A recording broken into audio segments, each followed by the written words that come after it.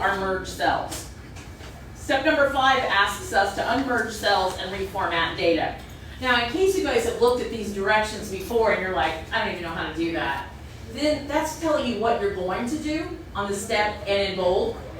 It gives you steps right after that on how to accomplish that task.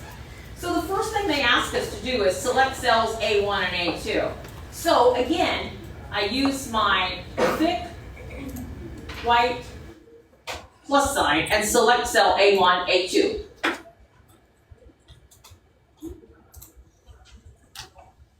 So letter A is done. Is my A2 supposed to be highlighted like yours? Yes. Because it doesn't. It just has the green lines around it. The only reason mine's highlighted is because... Okay, I see what you did there. You dragged. All right. Now, what we're looking at is on the Home tab in the Alignment category, we're looking at this Merge in Center.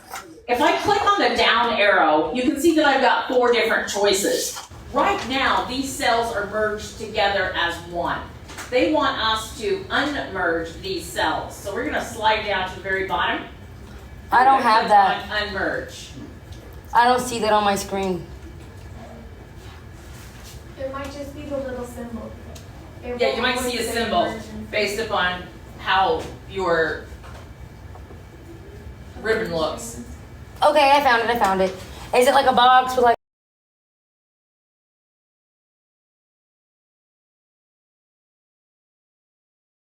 I found it.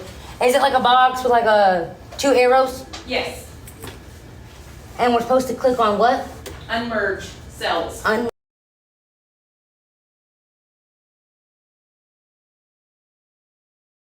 We're supposed to click on what? Unmerge cells. Unmerge cells. Bet. Mm-hmm. So our cells are no longer merged together. So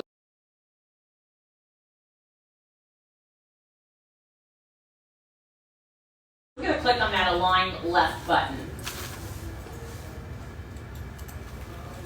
Did anybody notice what I just did? It's not centered no more or anything like that? I did not have both of them selected. I wanted to show you the difference. Did you see the difference? I now click the Align Left on cell A1. Make sure you have A1 and A2 and then click Align Left. Because you should be able to see the beginning. The blue in the first. Everybody good? Yeah. You good? Yeah. Alright, perfect. Alright. Let's see. They want us to change the font size to 16. And just 2A and 1. A1 and A2. Changing the font size to 16. Everybody should know how to do that, right? Alright.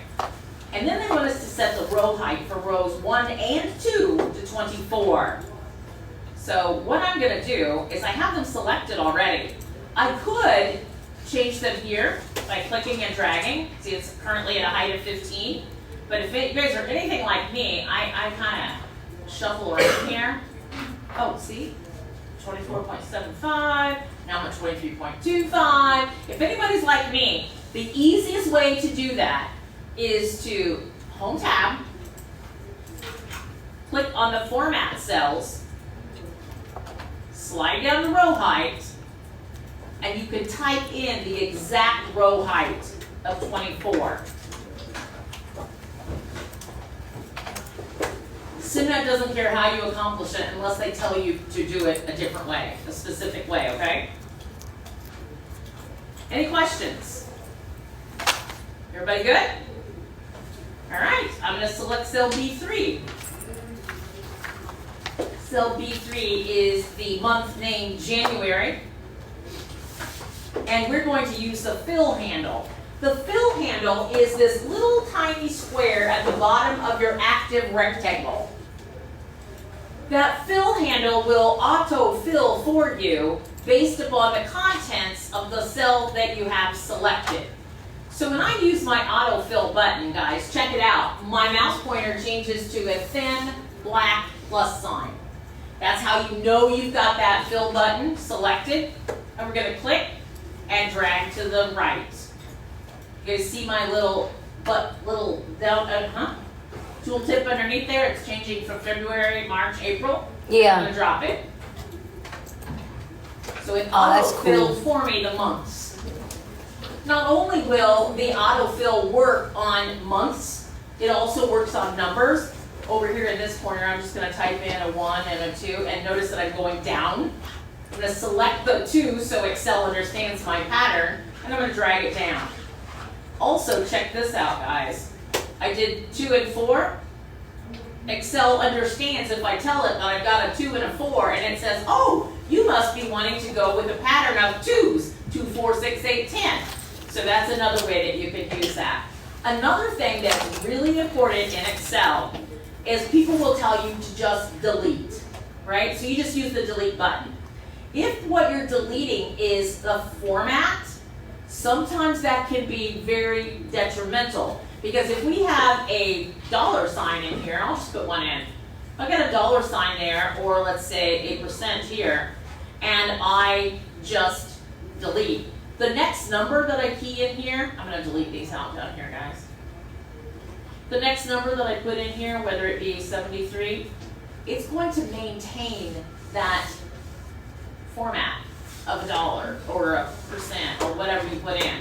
So what you really want to do is select, and right over here on my home tab in the editing category, this little eraser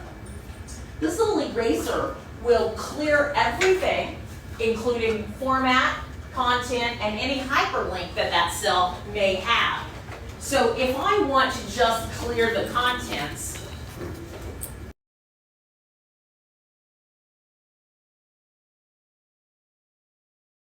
understand the importance of making sure that you're using the clear button instead of just deleting.